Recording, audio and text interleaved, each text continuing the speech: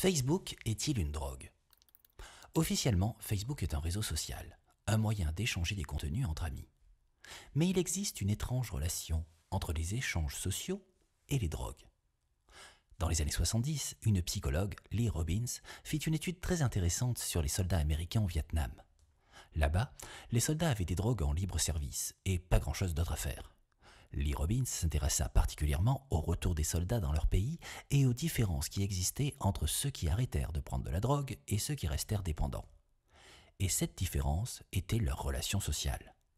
Les soldats entourés d'amis, de familles, d'amour, cessèrent de se droguer, alors que les solitaires sombrèrent irrémédiablement dans l'addiction la plus destructrice. Tout ça semble être une histoire d'hormones. Faire partie d'un groupe, se sentir en sécurité, se sentir aimé, provoque en nous des décharges de dopamine, d'endorphine, etc., qui créent différentes sensations de plaisir. Ces hormones peuvent être déclenchées ou simulées par l'usage de certaines substances, comme le sucre, le chocolat, l'alcool, la cocaïne, les drogues, quoi. Et si l'espace d'un petit film idiot comme celui-ci, on allait un tout petit peu plus loin et qu'on imaginait que la définition de la drogue était la suivante?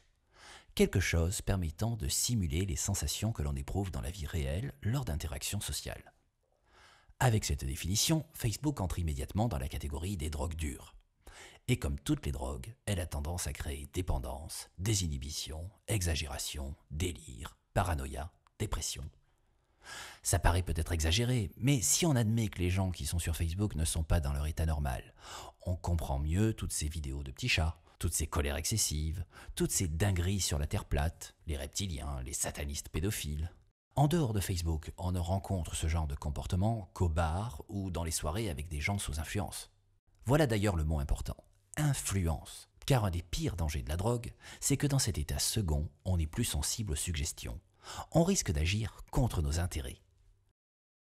En 2020, Facebook a gagné 85,9 milliards de dollars simplement en permettant à n'importe qui de se glisser entre les publications de nos amis dans le but de nous influencer. Une influence d'autant plus facile que le fonctionnement de Facebook, les likes, les partages, les commentaires, permet de connaître beaucoup de choses. Nos goûts, nos angoisses, notre orientation sexuelle, notre orientation politique.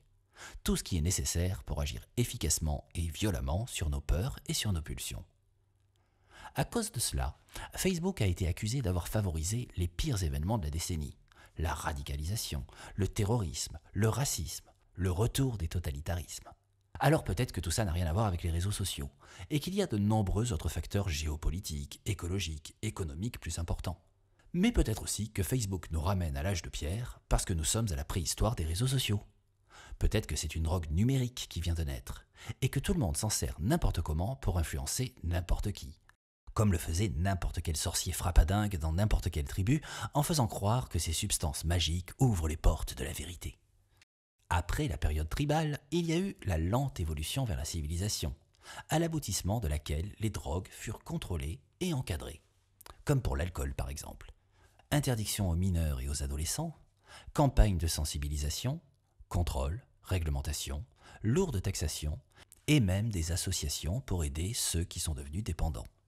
Et c'est presque amusant d'imaginer que dans un futur plus ou moins proche, on guérira de sa dépendance aux réseaux sociaux en s'obligeant à se réunir pour de vrai.